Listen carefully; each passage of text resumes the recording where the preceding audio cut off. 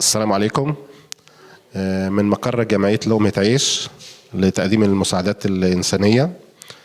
طبعا كان لنا لقاء مع الشيف أميرة.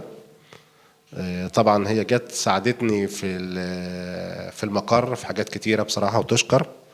تمام، فقلنا فرصة كده وهي معانا ان احنا نعمل لقاء كده ونتكلم وتعرفكم برضو هي بالمكان الجديد، ونتمنى طبعا من الناس كلها ان هم يشاركونا طبعا في العمل الانساني.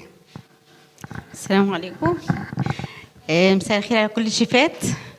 احنا جددنا هنا المكان وبيضنا وفرشنا ومستنيين الدعم بقى، وربنا يسهل يدعوا لنا كده بقى ايه تبقى فتحة خير علينا كلنا وعلى الشيفات كلها. طبعا ايه رأيك الاول في المكان؟ جميل يا شيخنا.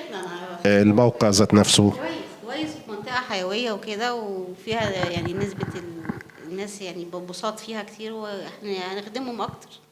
الحمد لله رب العالمين.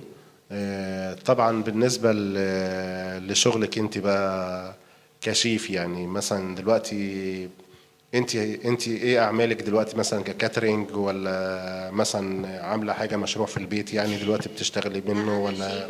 انا شيف حلواني وشغاله في الغردقه، وجايه مساعده مع الشيف اشرف. في الوقت اللي هكون كده هبقى معاه طبعا. انت اولا منوراني هنا واهلا وسهلا بيكي واهلا وسهلا بكل الناس. ونتمنى طبعا من الناس كلها احنا هنا هنعمل حاجة كويسة برضو من خلالك كده هنتكلم فيها. احنا برضو على قد ما احنا جمعية خيرية وهنساعد الناس كلها في حاجات كده، هنفيد برضو الناس دي كشيفات ان احنا شيفات. هنعلم الناس ديت برضو ان في ناس تتعلم مثلا تعمل حلويات تقدر تفتح بيها بيوتها بدل ما يستنوا مثلا من الجمعية تديلهم دعم. لا احنا عايزين نعمل كده، وهنفيد الشيفات برضو الموجودة، وهنشيف والكاترينج كله ان احنا هنعمل دورات عن طريق شيفات محترمة وشيفات كبيرة وشيفات مهمة جدا ان شاء الله هنعلن عنها قريب. الشيفات ديت هتدي كورسات نظرية وعملية.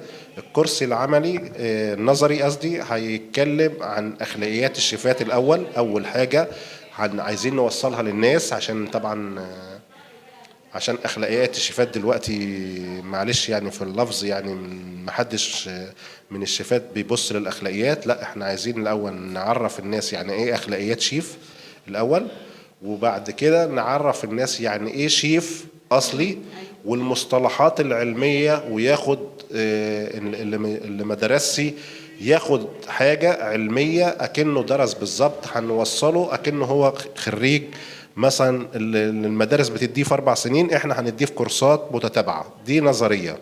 العملي طبعا انا عارف ان جميع الشيفات بسم الله ما شاء الله